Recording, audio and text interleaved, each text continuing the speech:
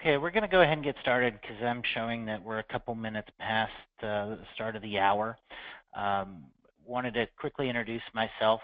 My name is Scott Cameron. I'm Principal and the Chief Investment Officer for Multnomah Group, and I'll be presenting the webinar today. Before we get started, just a few housekeeping items. We're going to keep everybody on mute through this so that we don't pick up a lot of background noise through the presentation. If you have questions, feel free to use the GoToWebinar question box or the chat functionality to submit those, and we will have a little bit of time at the end to answer any questions that may come in. And if we can't get to it, certainly we'll follow up and answer any questions at the end of the hour or after the webinar is done. We're also recording this, and for everybody that registered, we'll be sending out a follow-up email in the next day or two with a copy or a link to the recording, as well as a copy of the slide deck. So that will be sent out to everybody. I think those were the primary issues, housekeeping that comes up. So with that, I want to get started. And thank everybody for joining us this morning or this afternoon, depending on where you're at. Really wanted to cover a few topics as it relates to evaluating target date funds. First, providing just an overview of the qualified default investment alternative regulations and what that means. Provide a little bit of context as to where the target date fund universe is and why this is so important. And then talk more specifically about some of the guidance that Department of Labor has given us on selecting and monitoring target date funds, and then what we think is a prudent methodology for the selection process as well as the ongoing evaluation of the target date fund series.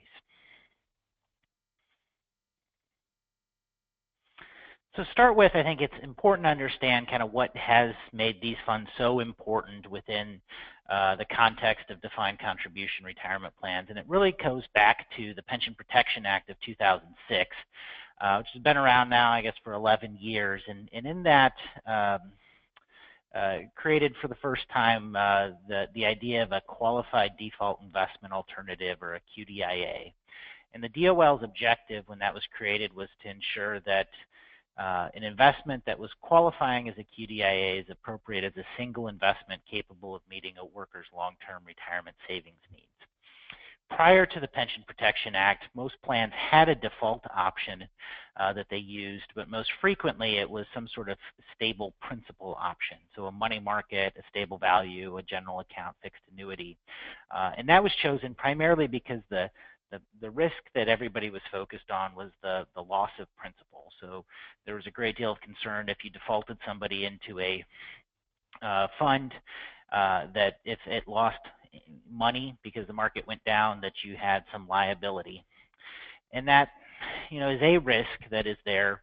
But what I think we found as we looked at plans is a lot of people used the default investment option because of the inertia that came from that. And while a stable principal option might have little to no market risk, long term it has a great deal of risk because it doesn't generate the types of returns that are necessary to fund a long-term retirement plan.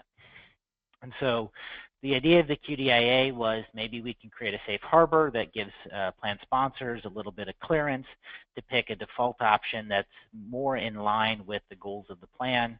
And if we do that, we may see better investment decisions being made within the plans. The final regulations for the QDIA really outlined 4 different types of products that could qualify. The first is a product with a mix of investments that takes into account the individual's age or retirement date. Those are the target date funds. That's what we're talking about today. The second is an investment service that allocates contributions among existing plan options to provide an asset mix that takes into the account the individual's age or retirement date. Frequently, these are considered managed accounts. They use age, but they can also take in other data inputs. Those are becoming more common in some areas, although we're not seeing heavy usage of them as a default option because much of the value that they derives from using them requires active inputs from participants. The third option is a product with a mix of investments that takes into the account characteristics of the group of employees as a whole. And so what we most frequently see in this area is choosing a balanced fund or some type of single asset allocation fund that looks at the participants' demographics and is used as a default option. And then the last option was a capital preservation product. The issue there is that you could only use that for the first 120 days. If a participant didn't make an active election during that time frame, they had to be redefaulted into something else, which is a pretty complicated scenario. And so as we look at these four options, the vast majority of plan sponsors that have chosen a QDIA have chosen a target date fund or an age-based vehicle of some sort. We do see some clients that use a balanced fund or a risk-based model, but for most plan sponsors, we've seen kind of a move towards target date funds as the default option. Basically, what the QDIA regulations did, though, is say if you pick one of these types of investment vehicles and you do some of the disclosures and notices and things that go along with that, you're creating a safe harbor for plan sponsors to choose that default. So you can't have participants come back on you and say you picked an inappropriate default option because I lost money and the market went down, my target date fund lost money. Importantly, though, while it creates a safe harbor for the use of this type of vehicle as a default option, it doesn't eliminate the requirement that you, as a plan fiduciary, prudently select and monitor the QDIA option. Not any target date fund automatically is an okay fund. You still have to do your investment due diligence. And that's really what we're going to be talking about the rest of this hour is kind of what that looks like. So with the passage of the Pension Protection Act, what we've seen is a huge growth of the target date fund market. The first of these products were launched in the early to mid 90s, and they were there for a little while. And we got, a decade in, we had seen 16 target date fund series had been launched. Pension Protection Act comes into place in 2006. We start to see greater adoption of target dates as QDIAs. And we've seen significant growth in both the number of funds as well as the assets invested in target date funds. Just looking at mutual funds, there's currently 58 target date mutual fund series from 40 different investment management firms. And if we were to look kind of beyond the mutual fund universe to collectives, to separate accounts, and to custom portfolios, that number would expand significantly. So there's a lot of different options out there on the marketplace. We also see, looking at target date mutual funds, over $880 billion invested in these. Pretty significant growth, and for most investment managers, it's one of the few areas where they're seeing net positive inflows as plans continue to adopt these and we see contributions into the plan. The table on the right shows the top 10 providers in the marketplace, Vanguard being the first at $280 billion. What's interesting is while we've seen a huge growth in the number of products that are offered, this is still a pretty concentrated market. Vanguard has almost 32% of the total market share. Fidelity second at almost 22%. The top 10 names represent well over 90% of the total assets invested in target date funds.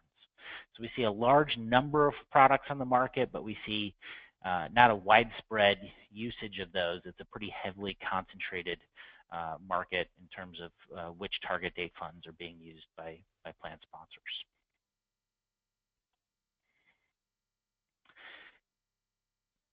The passage of the Pension Protection Act saw a significant kind of a move towards target date funds, and the Department of Labor, looking at that and doing their audits and talking to plan sponsors, I think realized that while we're seeing significant growth in assets there, what we aren't seeing is kind of the level of care and due diligence that should be necessary to pick these funds.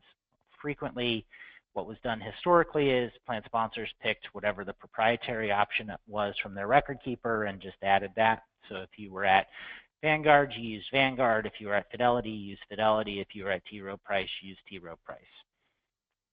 So what the Department of Labor did was issued some guidance. And the link is to the guidance there. And really what they spelled out was a few, what I would consider to be kind of common sense steps that every plan's fiduciary should be doing for monitoring and selecting target date funds. Not a lot of groundbreaking information that came from their guidance, but what they said is you should establish a process for comparing and selecting TDFs.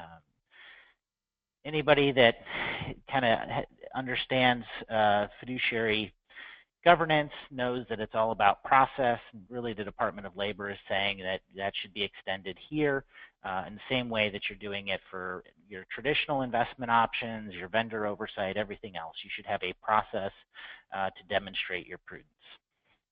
So have a process for comparing and selecting. Don't just pick whatever your record keeper offers. Have a process for reviewing on a periodic basis the target date funds that you're using. They also said you should understand what you're investing in.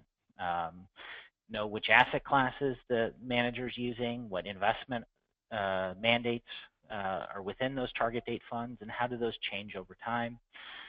Review the fund's fees and expenses. Know what the cost is. This next bullet, inquire about whether a custom or non-proprietary target date fund would be a better fit for your plan. It's caused a little bit of confusion. They said you should look. I mean, there are 58 target date fund series. Maybe those don't match what your needs are, and so you should determine whether custom or more importantly, probably non-proprietary target date funds might be a better fit. And then once you've done your due diligence, develop an effective employee communication plan. And lastly, just document that process. So really what they've said is have a process, know what you're buying, make sure it's prudent, document that, and communicate that to your employees. Nothing particularly groundbreaking, but it is some guidance, and when the Department of Labor gives us that type of guidance, it's something that we should probably follow.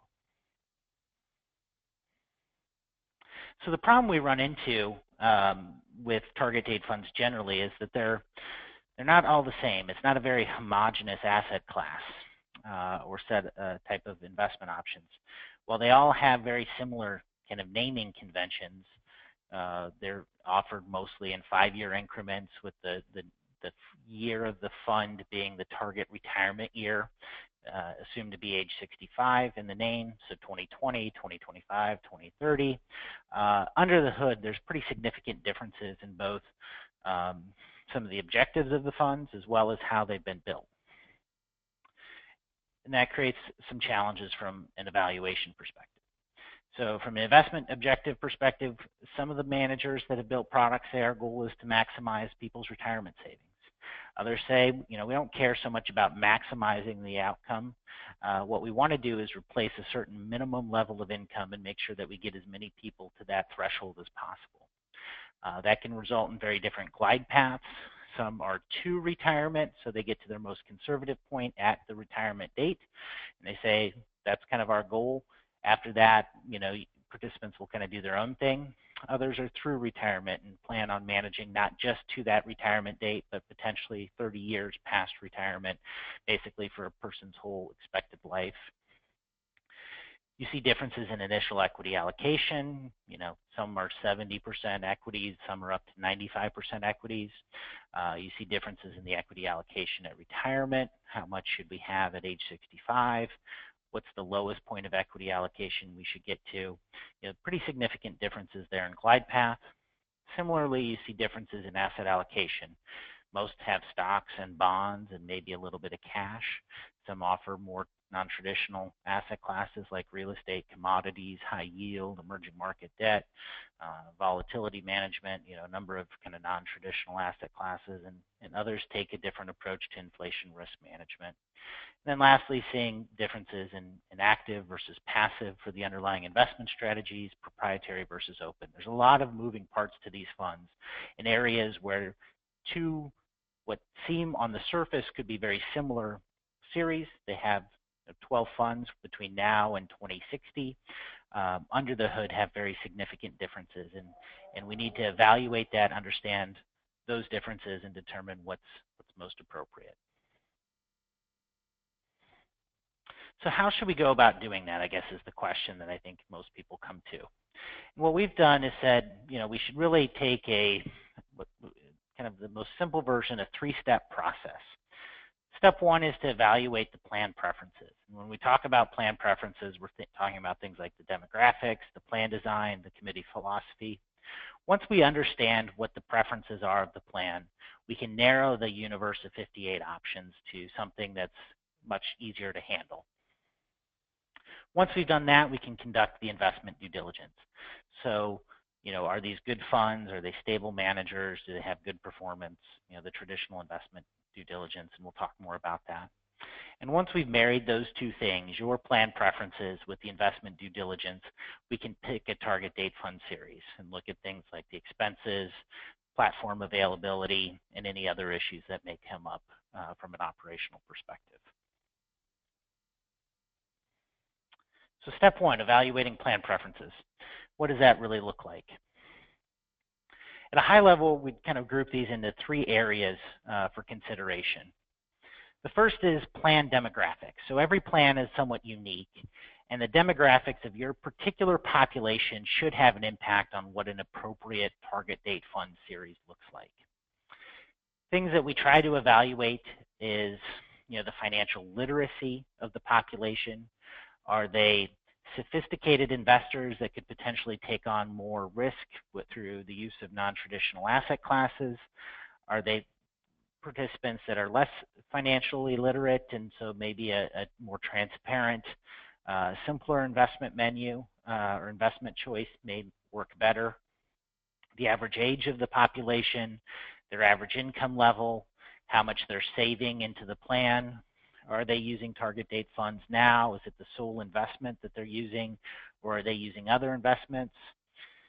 How likely are they to retire at age 65? If they're not likely to retire at age 65, are they likely to retire earlier? And do we need to factor that into our analysis? Or are they likely to retire later? We do a lot of work in higher education. And what we see there is a lot of faculty tend to work well past that age 65. So that can impact what an appropriate glide path allocation may be. How sticky are the assets at retirement? Are they going to stay in the plan, or are they going to leave? That can have an impact on the decision of whether we use a to retirement or a through retirement glide path. And then are people likely to convert to lifetime income at retirement? Again, having some impacts on what the appropriate glide path allocation is. It's important to look at your plan and not just assume that your plan is average. In many cases, you may find that there aren't any big outliers here, but you can then document that. But if you do find that there's something specific and unique about your plan population, that can have a pretty significant impact on the appropriate type of target date fund. So understanding that, evaluating that, and making decisions based on that is important. The second piece to look at is plan design. Are you using auto enrollment in your plan? Do you have auto escalation? What's the impact that those have on average deferral rates and whether people are saving enough for retirement? Is there a defined benefit plan that your participants may also be in? That can have an impact on how much equity risk they should be taking because they have this guaranteed income that will come to them at retirement. And what are the availability of lifetime income tools within your plan that can help participants convert to income at retirement? Plan demographics, plan design, those are typically easily kind of known things, either working with your consultant or your record keeper, looking at census data, looking at plan documents. You can get a pretty good handle on those things and whether there are outliers there. There may be things like financial literacy that are a little bit harder to judge, but they're usually relatively easy to quantify. The last aspect of evaluating plan preference is a little bit harder. This really relates to the committee's philosophy. And in our experience, what we found is that when we first start talking about this, many committees don't have any type of stated philosophy. They haven't really talked about kind of the different moving parts of target date funds and what they're trying to accomplish, other than to pick a good QDIA option. Things that kind of factor into the committee's philosophy are, what are their objectives? Are they trying to maximize retirement outcomes? Are they trying to provide a minimum level of lifetime income for participants? What is their goals and how does that match to the fund sponsor? What's their view on traditional versus non-traditional asset classes? Do they want a product that's invested more in the traditional stocks, bonds, and cash, or do they think the use of non-traditional asset classes like high yield, tips, emerging markets, commodities, real estate can add value for the additional cost that typically is incurred for using those asset classes? One of the things that we find is in target date funds is we're really always trading off two investment risks. So market risk, the volatility, the risk of losing money because the market's going through a bear market period. It's a risk that is very much always top of mind to participants. And the lever that we have to control that primarily is how much stocks we have at any given point in the portfolio. More stocks generally means more market risk. Counterbalancing that is longevity risk, the idea that we may outlive our money. The best lever to balance or to manage longevity risk is to have more in stocks, because stocks over the long term have higher expected returns. How does a committee view market risk versus longevity risk? Do they lean to prioritizing one versus the other? Similarly, are their goals to minimize downside, to maximize upside? How do they view inflation risk? Do they have preferences in the active versus passive debate for underlying investment management? And do they have views on proprietary versus open architecture? Once you understand the plan preferences, the demographics, the plan design, and the committee philosophy, you can start to map those decisions to the various moving parts of target date funds. What are those? First is glide path. How does the glide path change as the portfolio approaches the target retirement date? So glide path is really the split between stocks and bonds, and how that changes and gets more conservative over time. Are there appropriate levels of equity or growth-oriented asset classes that at different points in the glide path? Again, I think I'd mentioned some managers are very aggressive, primarily because they're trying to manage for longevity risk.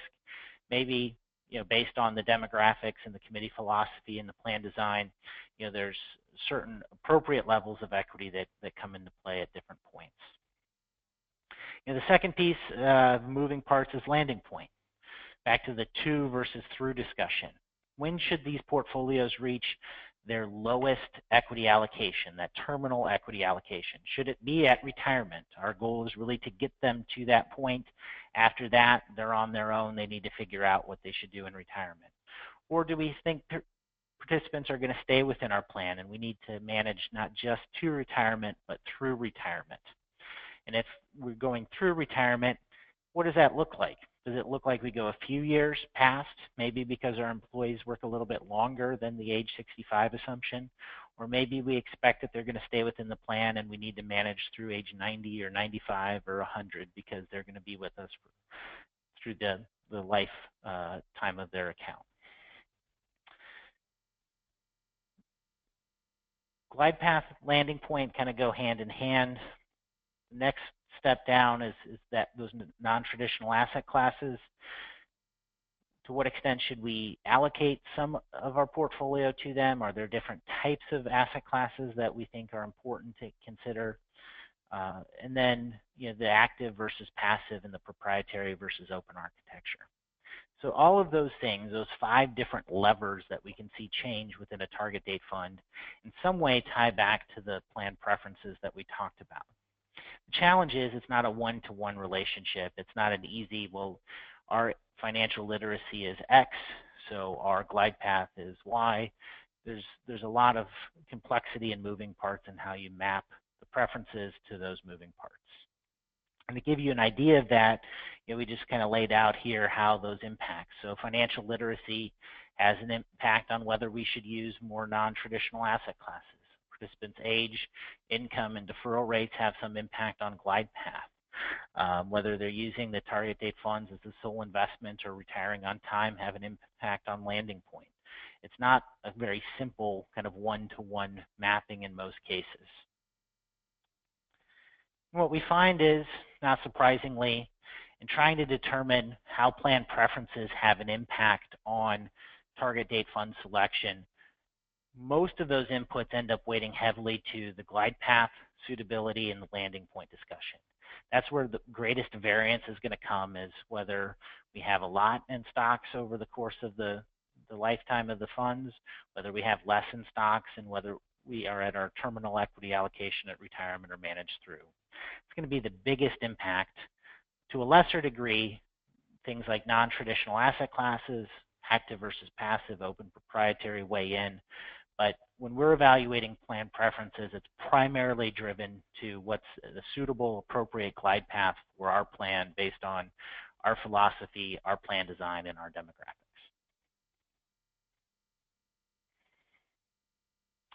So once we've done that plan preference evaluation, we can narrow the universe, right? So if we know that we are, by philosophy and by plan design and plan preference, oriented towards a more aggressive glide path that manages through retirement, we can take those 58 fund series in the universe and narrow that down quite a bit and say, okay, we have a smaller subset of target date funds that we want to look at. We still need to do the investment due diligence. And the reason for that is because for many participants, and typically the most vulnerable, least sophisticated of your population, this is going to be their sole investment, potentially outside of their home, their single largest asset in this fund. And we need investment managers that, you know, not just meet kind of from a design perspective what we're looking for, but actually have strong investment profile to provide the types of returns that we want our participants to achieve. It's not enough to just say, well, this target date fund series kind of matches what our philosophy is, so it must be okay. Similarly to it not being good enough to say, well, we're using a target date fund, so it must be good from a due diligence perspective. We need to understand what it is we're buying beyond just the preferences and whether that makes sense for the long term.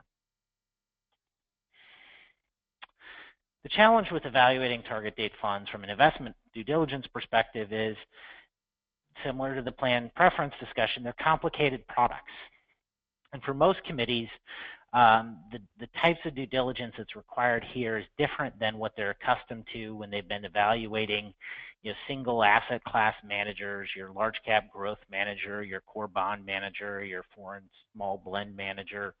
There's a greater degree of due diligence that's required, and there are more moving parts that you need to evaluate. In our experience, what that means is that we have to rely more on qualitative assessments than on quantitative assessments. I think we all know that past performance is not a great judge of future performance, but as you look at single asset class managers, most committees still spend a great deal of time focused on evaluating quantitative historical measures of portfolio performance. And that just doesn't work for target date funds. What does work is the qualitative assessment. For us, it starts evaluating the investment manager firm's capabilities. And this is important because when we use a target date fund series, we're actually shifting more of the responsibility to the fund manager. Historically, they've been responsible for the security selection within their stated asset class. Here, we're also asking them to be responsible for the asset allocation. So we're giving them more responsibility. When we do that, we want to have a greater understanding of their stability, their experience, their commitment to the market, and the people, process, and resources that they commit. So it starts with how stable is the organization. Target date funds are designed to last a participant's lifetime, 40 to, in some cases, 70 years. In our experience, most plan sponsors are reluctant to make frequent changes to the target date fund, and I think that's reasonable. So we want to pick organizations that are going to be stable for an extended period of time. Also during that time, these aren't static products. They're products that we expect to evolve and adapt and continue to develop to changing market dynamics and based on new investment research. So we want organizations that don't just build them once and put them on autopilot, but have the resources and commitment to continue to evolve them. Once we understand the stability of the organization, we can look at the experience they have in creating asset allocation portfolios. Most investment management firms are successful because of their single asset class funds. So you look at managers like PIMCO, which is known for managing bonds, or Dodge & Cox, which is known for managing, value, large cap value portfolios. That's where most investment managers have grown up, is very much focused on the security selection process. And if they're good, it's typically focused in one very narrow segment of the market. We're expecting them to manage not just the security selection decision, but also the global asset allocation. So what experience do they have that's relevant? Could be they've been a long time target date investor. This is becoming more common. A few years ago when we had more of these products were newer, this was there was less managers that had that demonstrated capability. Could be that they've run targeted risk portfolios and done asset allocation work for a long time. Maybe they've done outsourced pension investing, global asset allocation portfolios. Maybe they come from an investment consulting background. What work do they have that's being, that can demonstrate that they can take on and do successfully the asset allocation work, which is a very distinct and separate skill from security selection. The other thing to evaluate is the asset allocation work being done internally, or is it outsourced to a third party? In most cases, it's done internally, but there are instances where investment managers say that's not our area of expertise, so we're going to hire a third party to do the asset allocation. If that's the case, you should know that and understand that and decide whether that's a benefit or a detriment to that portfolio. Then we look at the commitment the firm has. For those top managers, the Vanguard, Fidelity, T. Rowe Price, American Funds, JP Morgan, the money they have invested in target date funds is a significant portion of their total assets under management. As we look at these, we want to make sure that the firms are committing the right amount and the right types of staff that show that they're committed to these products. One of the things that we've seen is over the past decade, there was a rush to launch funds. So everybody saw there were target dates or where the money is going to flow. So we've had more than 58 target date fund series launched over the past decade. We've seen lots and lots of managers come and try and build a product. Ultimately, many didn't get the traction that they thought from an asset accumulation perspective and didn't commit kind of the resources to manage those successfully, and so they ended up having to liquidate and close those products down. So we want to know that the firm's committed to this business, and that one way to show that is that they're dedicating staff and resources to that. Similarly, we also want to look at the asset growth and the asset levels.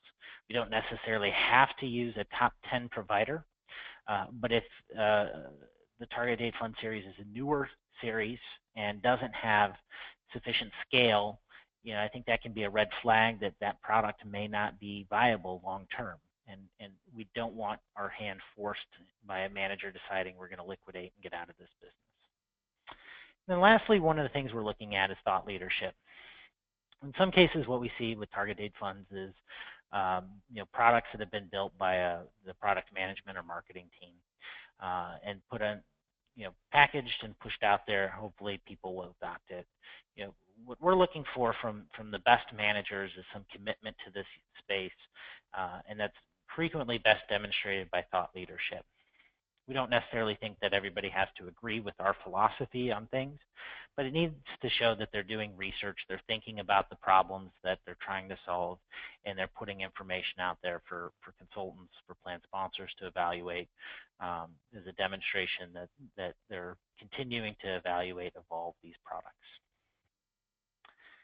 Beyond commitment, we look at people, the experience that they have as portfolio managers and the research staff, specifically with regard to asset allocation funds. How long have they done that? Do they have other responsibilities within the firm? I'd say a best practice is that there are people that are focused exclusively to the target date funds or the asset allocation products, and it's not, kind of a secondary job for a portfolio manager. There are cases where that has been successful, but I think long term it's harder to continue. we think these are big enough funds, they're complicated enough funds that it's a full-time job to manage them. And then lastly, do they have a process for evaluating changes to the target date funds? Have they made changes? What did that look like? How do they handle cash flows? How do they handle rebalancing? What are the processes that they have to manage these and to evolve them? In some cases, as we've monitored the universe over the past 10 to 15 years, we see some managers that don't seem to have a well-defined process, but instead are making reactions based on what's happened in the past with respect to the market. So heading into 2008, stocks had done well. They decide, you know what, we should have more stocks in our portfolio. We think longevity risk is a bigger deal, so let's change our glide path. And the market tanks, and then they decide, maybe we should not have as much stocks. That's too much volatility. So then they get more conservative, and then stocks have done well and bonds have low yield. So they decide to change again and say, you know what, we think stocks for the long run makes more sense. So do they have defined processes to manage these in a proactive way, or do they tend to be reactive in how they manage them, chasing whatever the latest fad is with respect to target date funds? Once we look at the firm, evaluating the glide path, just very simple. Here's what glide path looks like. As we get closer to retirement, we decrease our allocation to stocks, we increase our allocation to bonds. Glide path and landing point go hand in hand. Understanding both the glide path as well as the investment thesis that leads them to a to retirement or a through retirement structure to their glide path is important. So some of the to retirement managers that we see really kind of base their decision on one of two rationales. One is a human capital thesis, which basically says we should maintain a static risk exposure regardless of our time horizon. If you look at a person's human capital, that's their future Social Security and their future earnings. Those are very bond-like. As their financial capital increases, as they get older and they save more, their human capital declines. So we need to maintain a balance there. At retirement, we have no human capital, other than the present value of Social Security. So we should be at our most conservative point, and that's what leads them to a to retirement glide path. The second thesis we see is an observed behavior thesis. Basically, it says everybody assumes kind of a hypothetical average participant. Nobody's actually average. What we see is behavior that's different than the assumed behavior. People nearing retirement take out large withdrawals. We don't necessarily have everybody retire at age 65. And past the retirement date, lots of different things happen. And because what we see is there's a wide disparity of things that happen near and after retirement, our goal is just to get them to that retirement date, and then after that, they need to find their own solution. Understanding those investment theses has an impact on the types of glide path that can be created. Typically, two retirement funds end up reaching their most conservative allocation at the retirement date. In the years leading up to that retirement date, they tend to be more conservative because they're getting to that end date sooner. And what you'll see is that at that target date, they'll typically merge that fund into an income fund or some other solution. So there's going to be some moving parts from an operational perspective. Through retirement funds, tend to focus on things like mean reversion and longevity risk as being the primary risks. So what they think is over the long term, our primary goal is to have enough money to provide a sufficient retirement. There's too much of a focus on market risk because it's something that it's very visible and painful to people. But we need to discount market risk as a primary thing that we're managing to, and instead focus on long-term growth of assets to manage against longevity and inflation risk. Through retirement funds typically continue to decline in asset allocation past the retirement date, in some cases up to 5 years, up to 20 years after the date. It can vary.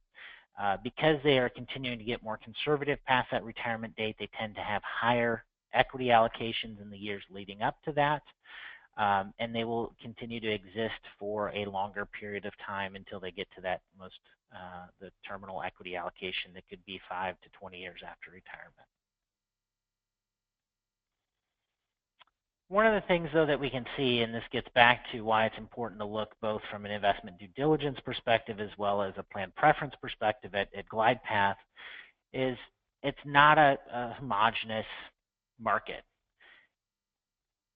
Early years, we see differences upwards of 20% in equity allocation, from 80 up to 100% equity. But more importantly, as we approach the retirement date, we see pretty significant differences in what each investment manager thinks is a suitable or prudent equity allocation. The low end, you see equity exposure of 25%. The high end, you see it at upwards of 78%. That's a huge disparity there and will have a significant impact on a fund's performance in both up markets as well as down markets. So understanding that glide path and matching that to the plan preference that we outlined and making sure that it's, from an investment perspective, a reasonable, suitable alternative is critical.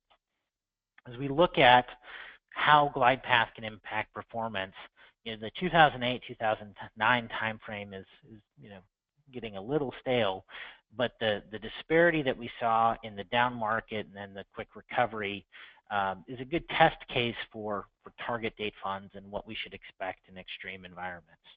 On the left, what we have is two different 2010 funds, one that we consider to have an aggressive glide path with higher allocations to stocks, one that has a conservative glide path.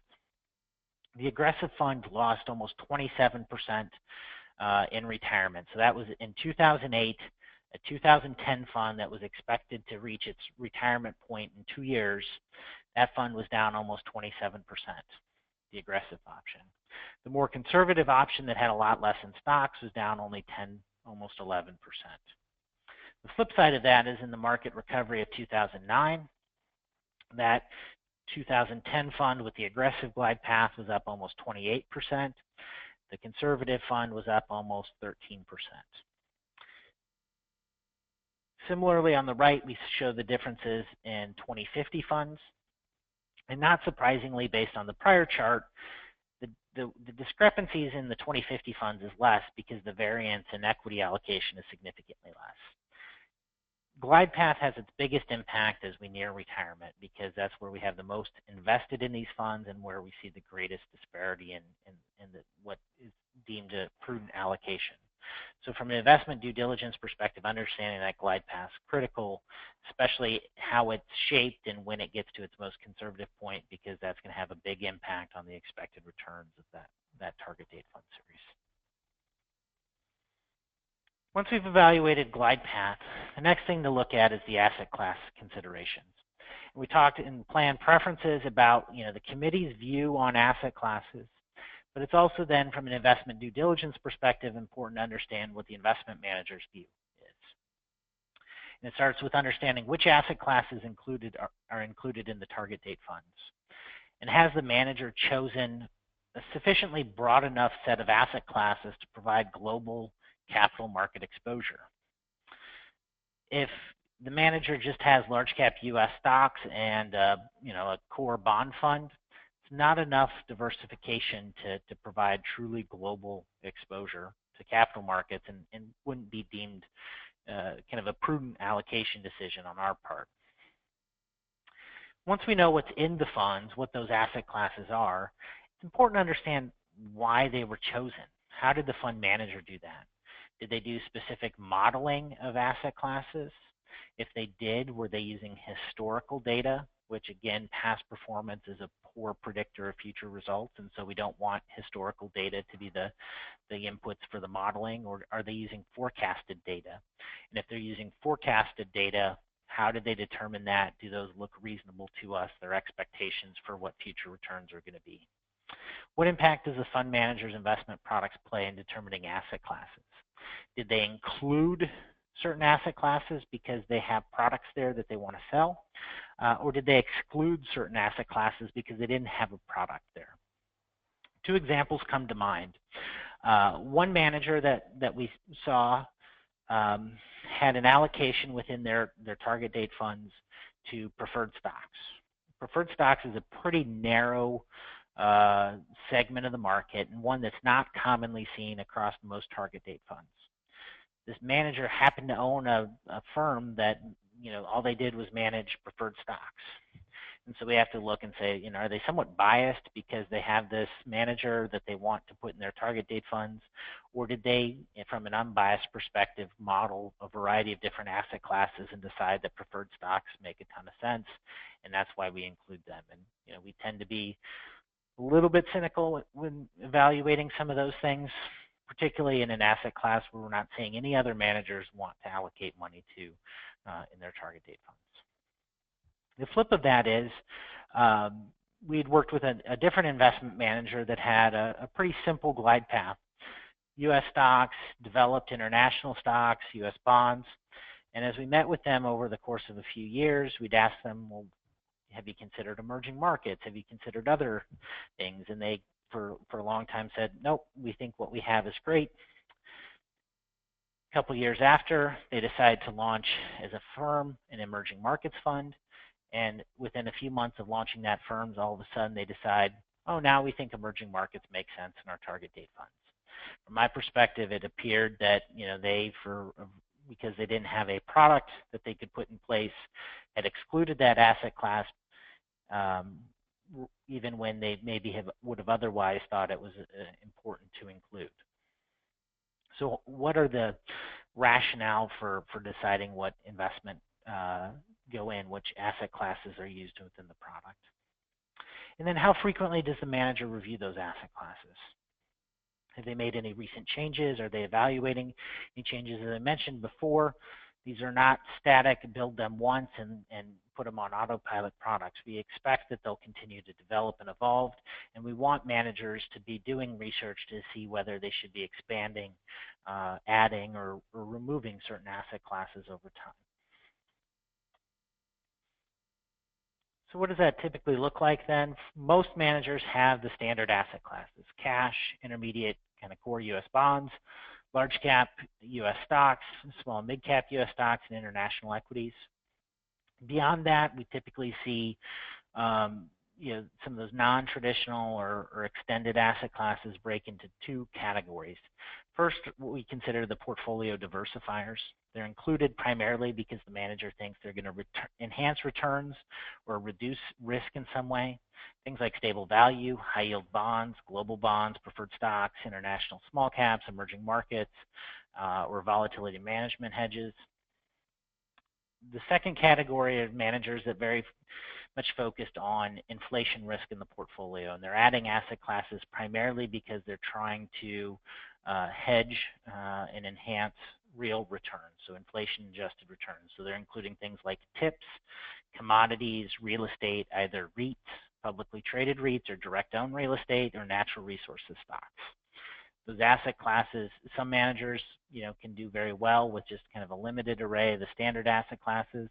More frequently, we're seeing managers look to add asset classes either as the portfolio diversifiers or the real return hedges. Similar to glide path, the asset class decisions can have a significant impact on the variance of returns, and so understanding what we're buying is critical here. And again, we use the 2008-2009 timeframe as a good test case of how this can impact the portfolio. So in 2008, we can see the returns for a variety of different asset classes there. And what we looked at is two different funds, a 2010 fund and a 2015 fund. And the first thing I'd point out is if you look at the Russell 3000, that's U.S. stocks, significant piece of the glide path is how much do they have in U.S. stocks, and even you can include the international. The 2010 fund has less in stock, 42%, compared to the 2015 fund, almost 50% in stock. These are two different fund families, but not surprising that the one that's 5 years farther out from retirement has more stock. So I think if you looked solely at glide path, you would say the fund B has more risk. But if you look down a layer and look, well, not just stock bond split, but what types of bonds and stocks they're owning, what you'll see is Fund A, well, it has less in equity, has significantly more in high yield debt. Almost 16% of the portfolio is invested in high yield. Fund B had under 3%. 2008 high yield during the financial crisis posted significant losses, down, the benchmark was down over 26%. And as a result of that, Fund A, which just from a high level glide path evaluation looked more conservative, posted greater losses than Fund B. So Fund A was down 30%, Fund B was down 24%. A big driver of that was the significantly higher allocation to high yield for Fund A. So understanding the asset classes that are being used and making an active decision of whether we think those are prudent and consistent with our investment philosophy can have a critical impact on what you experience from an after-the-fact return perspective. And so you need to understand what it is you're buying under the hood. As we progress through glide path, landing point, to versus through, and asset class allocations, the next thing to look at is active passive. And one of the challenges that we've seen for some plan sponsors or plan fiduciaries is they kind of jump to this. And the reason for that is this has a significant impact on the total cost of these funds.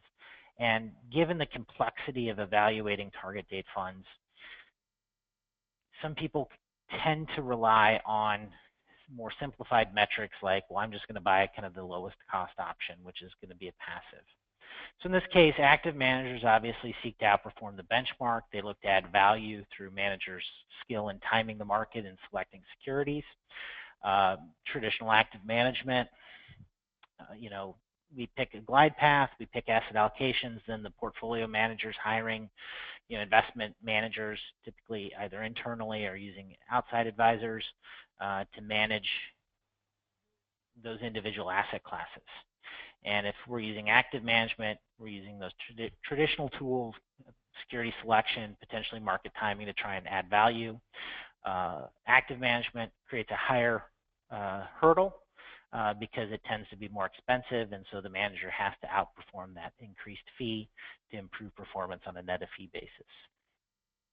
Passive portfolio management just seeks to provide market rates of return by tracking published portfolio benchmarks. It tends to be lower cost, but it eliminates the opportunity for value add through security selection or active management. And then we also see in these funds, in some cases, hybrid approaches. So some active managers come at this and say, we have certain areas where we think we can add value. We're going to use our active management there to manage costs and to minimize the drag that active management may create in areas where we don't think we have a great deal of value. We're going to use passive management. And what they end up creating is a hybrid portfolio that has both active and passive components.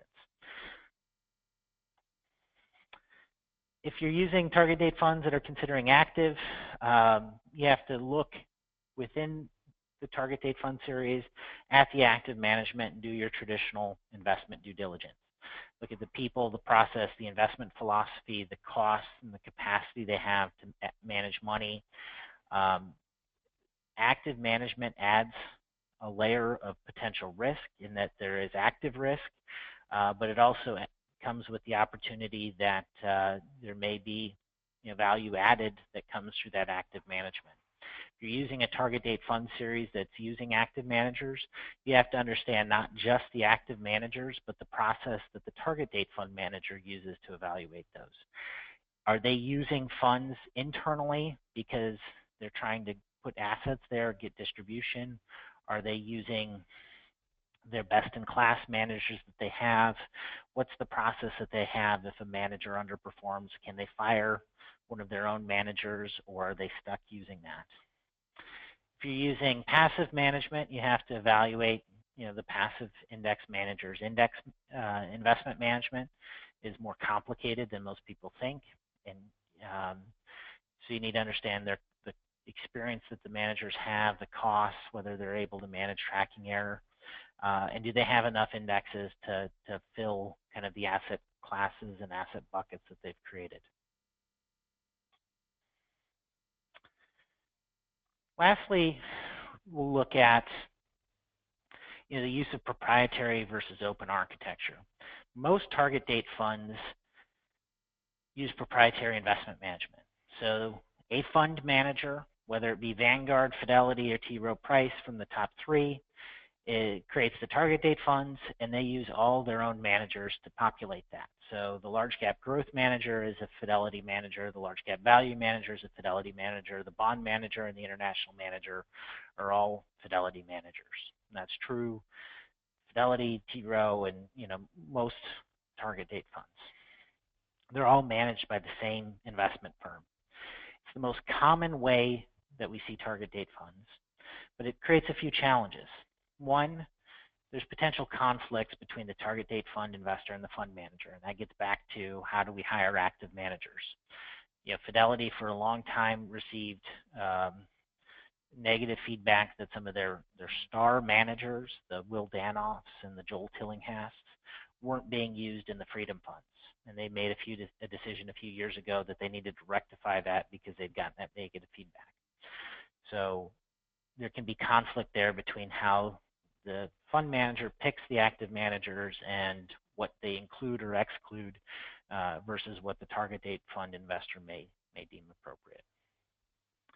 The other challenge that it can create is in certain investment firms where there's a very distinct investment style or philosophy, you may have highly correlated alphas across the different portfolios. So if you're within a firm where everybody kind of thinks the same way and that's how they've added money, you may think you're diversified because you have a value and a growth and a large and a small manager. But if they're all adding alpha kind of in the same process, when that's doing well, it can be very successful. But when that's out of favor, the whole portfolio may have some drag. Well, proprietary investment management is the most common. Open architecture is there in a few cases. It's not very common, particularly in mutual funds. It's more common in collectives and separate accounts. It's not necessarily a better deal, though. I think a lot of people assume open architecture, best in class, must mean that there's a lot of additional benefits comes from the active managers. Morningstar did some research a few years ago and actually said those funds haven't outperformed. It adds additional layer of fee, and it doesn't guarantee higher performance. So understanding the investment management, proprietary versus open architecture, and the risks and the trade-offs that come with that is important. Getting towards the end, the last thing I wanted to touch on, and I appreciate everybody staying for the hour, is kind of once we go through the selection process, we understand the investment due diligence, we understand the plan preferences, we can make an informed decision about the target date funds and pick that and document that. The next question is, what should we do from an ongoing perspective? And really the ongoing monitoring methodology is very similar. It's really looking at that initial analysis and saying, has anything changed? Has our plan demographics changed? Has our plan design changed? Has our committee philosophy changed? And if it has changed, what impact does that have? Similarly, from an investment due diligence perspective, have anything changed about the investment manager, their glide path, their asset allocation, or their investment management? And if it has, do we need to reconsider what we selected? Beyond that, if we have done that level of due diligence, we should have a good understanding of how the fund will behave in different given market environments. And is the fund behaving consistent with our expectations? If we have a conservative glide path, I shouldn't be surprised that in a period when U.S. stocks are outperforming all other asset classes, that fund's lagging. Similarly, if I have an aggressive glide path, I can't be too upset if in a down market it underperforms its peers. If we're using active management, are they continuing to add value, or is that creating a drag on the portfolio? And then just how do these products continue to compare to their peer group? The peer group is always evolving. There's changes and there's new alternatives coming in the market. Is there something that we need to do to refresh our analysis and make sure that we still have the right decision? Ultimately, if you've made a sound decision through that selection process and you continue to monitor it, you should have, in most cases, a good target date fund series, a stable target date fund series, and you can demonstrate your due diligence and the process that you used as a fiduciary to select that. If you haven't necessarily done that, it's something that I would encourage you to refresh as a committee and go through that process, either to validate that what you have makes sense for you, or to make a decision that now's the time to look and decide whether there's something else that may be a better fit. For our client base, these funds are almost a quarter of the total assets. We see flows that have, in some cases, clients have north of 50, 70, 75% of their assets here. So they're becoming a bigger and more important aspect of investment management due diligence for plan fiduciaries. And so I would encourage everybody to commit that time as a committee to evaluating these and then continuing to monitor them. With that, I apologize that we ran a little bit long today.